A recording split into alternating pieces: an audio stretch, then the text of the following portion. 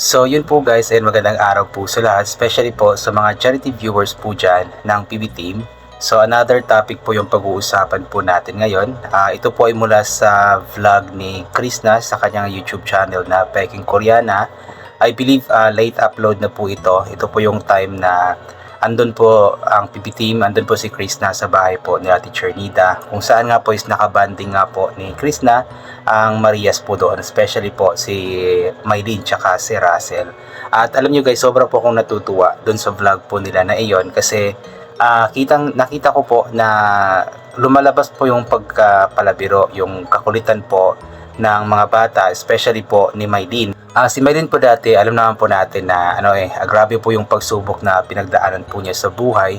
So before, parang hindi ko siya nakita na ganoon po kakulit, ganoon ka pala biro. Unlike po dun sa nakita ko po sa vlog nga po nila ni Krishna na napakakulit po ni Maylene.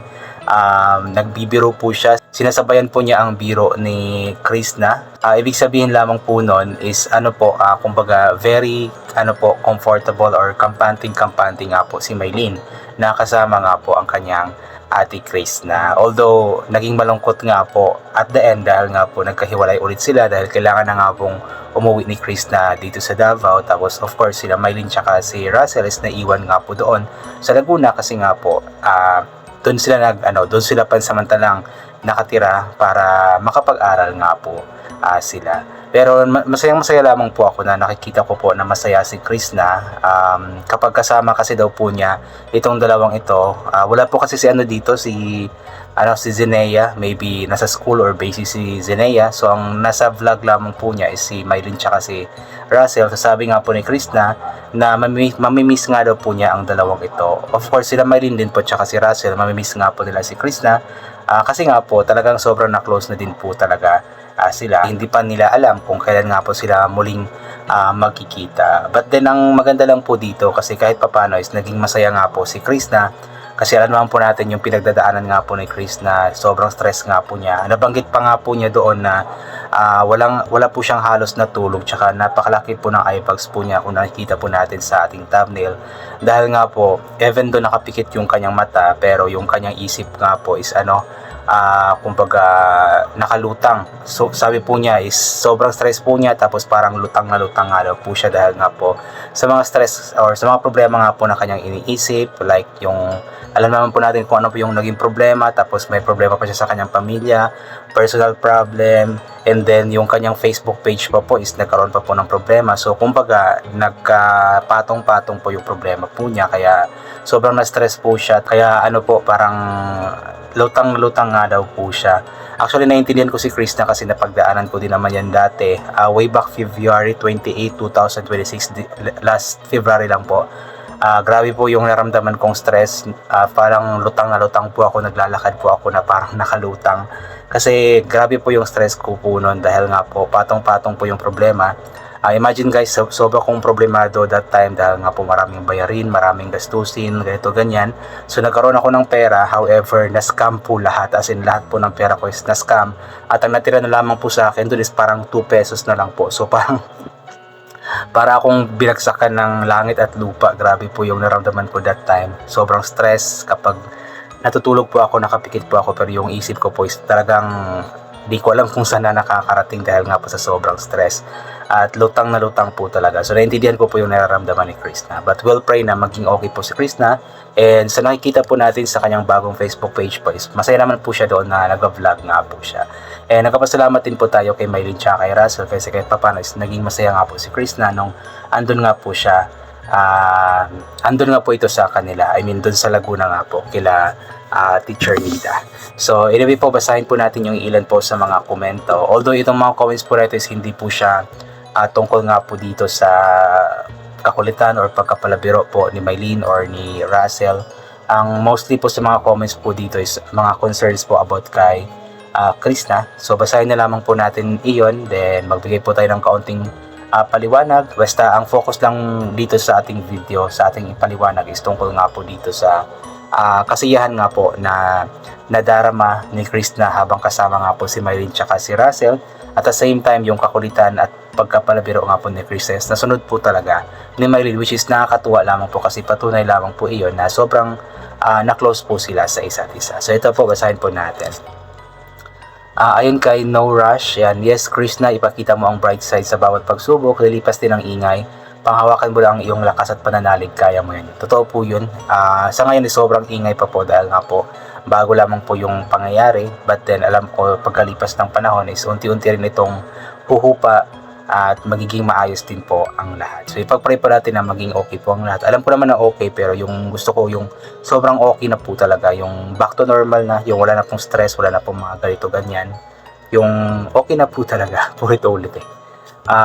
Lolo Be Real, ayan. Itong si Mami, sobra ko po ito siyang na-appreciate kasi nga po, every video po talaga na ina-upload ko is talagang pinapanood po niya at talagang nagko-comment po siya. Kaya thank you so much po sa iyo, Madam. So ito po yung comment po niya. Thank you, Dai Krishna Mahusay, at may na-upload ka na dito. Pray lang na maayos na ang lahat. Laban lang, Chris Pao. Dito lang kami nakasupport sa inyong dalawa. I love both Chris Pao. Ayan, yun nga po, mabuti na lang is nag-upload po si Chris na. Although late na po yung upload po niya, pero kahit pa paano alam kong sumaya po yung mga supporters dahil nga po may upload po siya. E nabangan po natin, hoping na may panibagong upload po siya sa mga darating na araw about sa kanyang family, especially yung lupa. Sana magkaroon siya ng update po doon. Ayan. Nora Chuck, ayan. Sundin mo kung ano ang ikakabuti ng buhay mo at ng puso mo. Laban ka lang, mag-pray ka palagi para gabayan sa lahat ng iyong mga laban sa buhay. Ipaubaya mo lahat sa Diyos. Tama po. Lahat po ng mga pagsubok natin sa buhay is malalagpasan po basta ipaubaya po natin ito sa ating Panginoon. Magtiwala po tayo sa Kanya. Mag-pray po tayo sa Kanya. Yung prayer na taimtim po talaga. Alam kong lahat ng bagay na ibinibigay or lahat ng pagsubok na ibinibigay ng Panginoon sa atin is kayang lagpasan kasi hindi siya nagbibigay ng pagsubok na hindi po natin kayang labanan or lagpasan.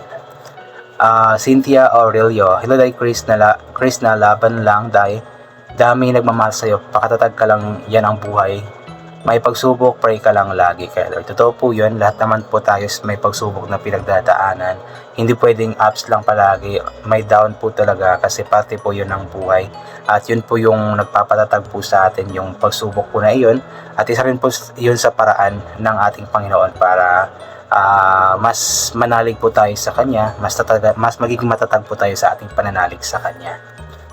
Ito po mula kay Elise, ayan, kayang-kaya mo yan Pretty Chris na, nito lang kami ng mga viewers mo, support lang kami lagi sa pag-vlog mo, mahal na mahal ka din ng mga PB team at si Sir Paul, nandyan lang siya para sa'yo, hindi ka niya pabayaan at hindi ka rin niya iiwan. Be strong lang Pretty Chris na, stay safe PB team at Chris Paul. Totoo naman po yun.